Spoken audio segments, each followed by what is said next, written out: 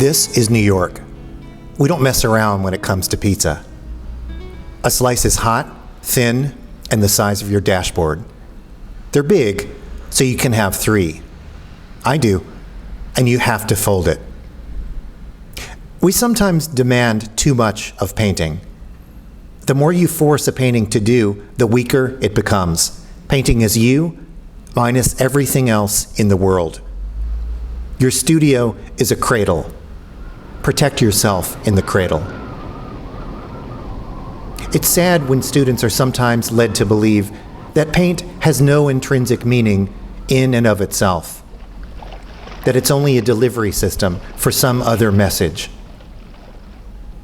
I'm put off when a painting asks me to think right away. Yes, painting is an intellectual endeavor, but there is no thinking without first feeling.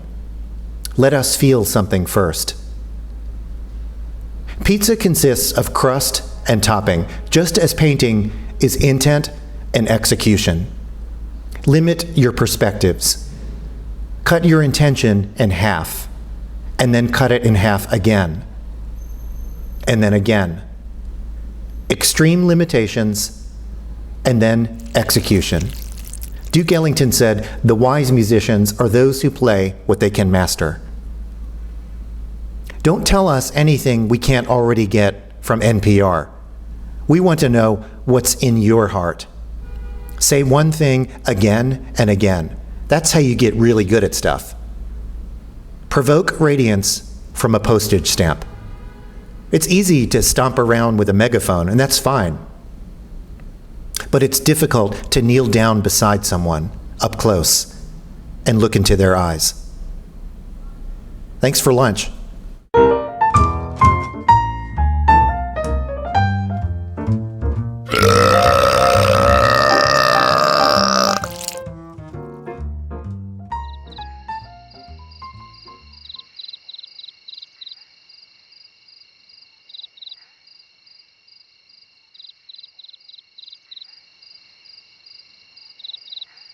I do one thing. For 41 years, I have sipped from the same cup. Every painting I make or will make begins and ends with the same image: a tree trunk and the shadow cast from the tree trunk.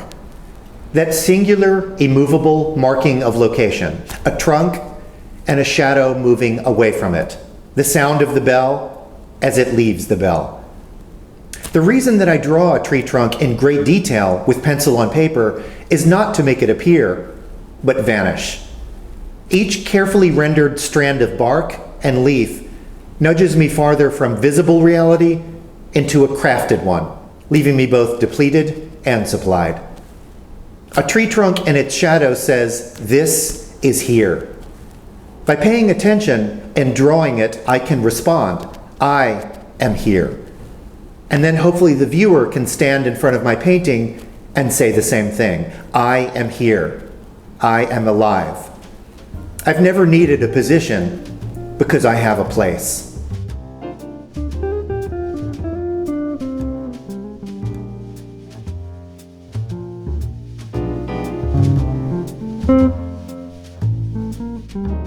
I was an average student, B's and C's. And my strategy was to get grades just good enough to keep my parents and teachers off my back, to fly just under the radar so that I would have time to be alone and make my paintings. In high school, my guidance counselor told me to aim low and not even bother applying to the college I went to, my beloved College of Charleston, where I was awarded Distinguished Alumni of the Year twice. And when I got my Fulbright scholarship, I did what had to be done.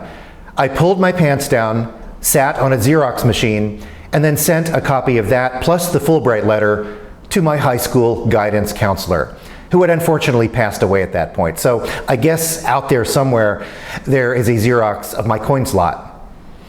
Sometimes I hear parents talk about the vital importance of math and science. And they talk about visual arts as just a field trip on the side.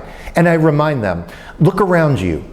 Every single thing you see, your computer, car, your sneakers, an airplane, an x-ray machine, salt and pepper shaker, architecture. Every single thing you see around you was made possible because of a visual arts education. Creativity is the highest form of intelligence, but an artist should never be the smartest person in the room. I never am, because that removes the element of delusion. And self-delusion is what makes our job possible. How could human beings write string quartets or perform delicate brain surgery without first believing that they're going to live forever, that they matter? I've done some stupid things in my life, like walking up to a drive-through window. They got really mad at me. Or eating a mud pie. Or when I was a kid, putting honey on my tongue to see if a bee would land there. But one of the wisest things I've ever done was give up a fear of failure. A lousy review in the Village Voice is bad, but a bee sting to the tongue is worse. Here's a look at some yellows that I use. Moving from cool to warm. Lemon yellow is opaque, it's cooler. Cadmium yellow light, slightly warmer, also opaque. Cadmium yellow medium, opaque. And finally, cadmium yellow deep, which is the warmer, still opaque. If you tint with titanium white, you can see the citrus green tinge of the lemon yellow. And then it gets slightly warmer as you move into the cad yellow light. Even more so as we get closer to red in the cad yellow medium. And then tinting the cad yellow deep, that beautiful taxi cab grilled cheese color. Yellow has a high degree of reflectivity. It's also my son's favorite color. A modern yellow like Hansa has very high tinting strength and maintains its pop when tinted with titanium white. It's semi-transparent. Naples yellow is opaque and dulls when tinted with titanium white. I'm thinking of the flesh tones of Bronzino or Rubens. Yellow ochre is semi-transparent and dulls when tinted with white. I use this color a lot. I also like to mix it with alizarin crimson.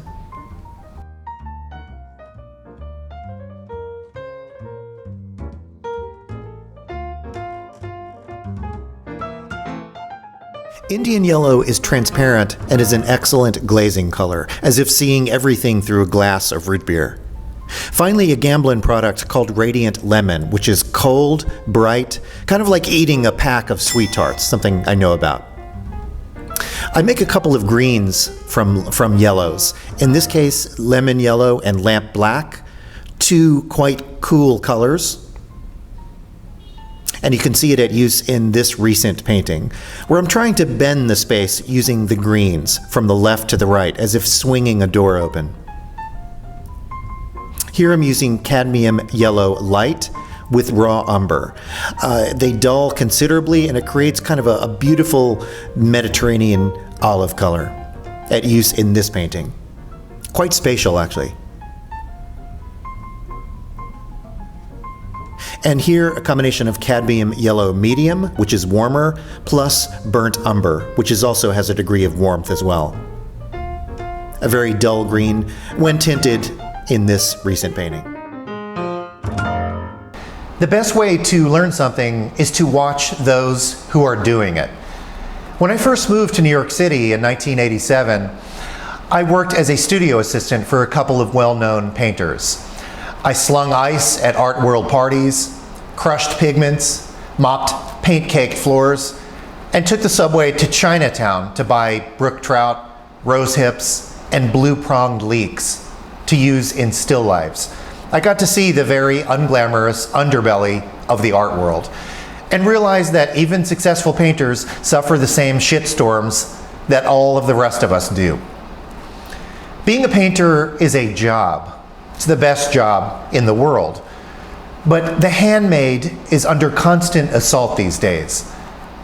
Will applying little skins of color in your creepy studio change any of this? Heck no. But it will reaffirm the most powerful sentence ever written, other than Jesus wept. I was here.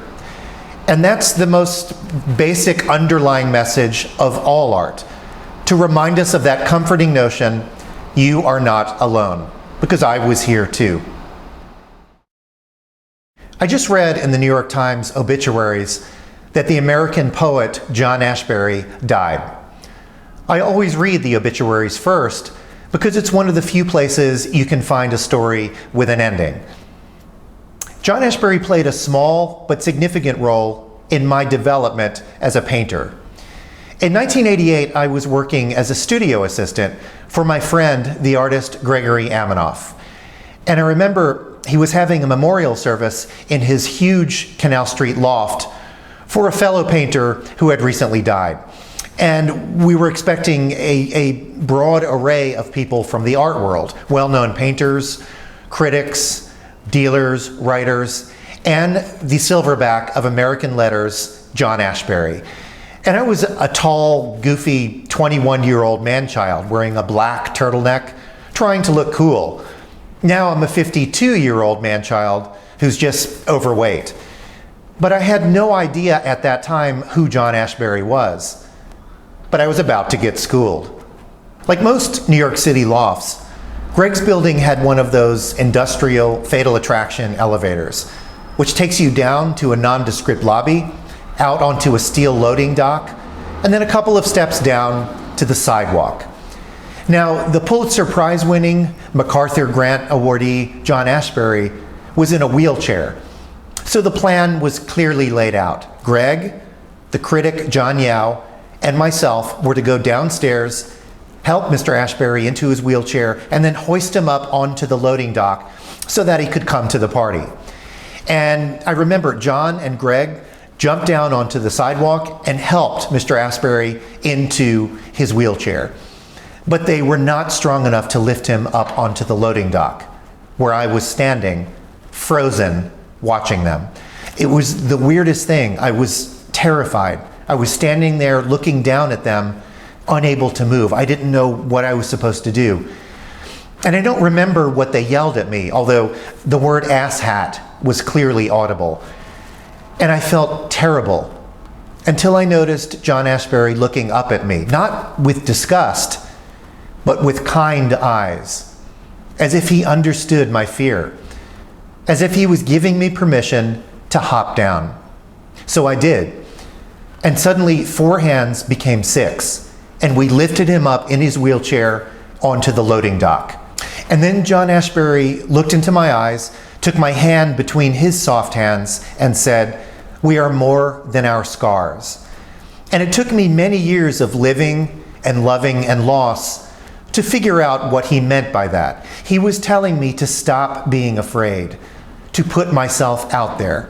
No longer would I feel honeycombed by the emptiness of living in a big city by myself, or feel intimidated by those smarter than I. I hopped down and joined a tribe, an all-volunteer army who wear the face paint of mandrills and speak in tongue. This was not agency, this was blood. Being an artist is being part of a family. Reach out to a fellow painter. Say to them, "Isn't this divine, this thing we do?" Ernst Gombrich was right. There is no such thing as art. There are only artists.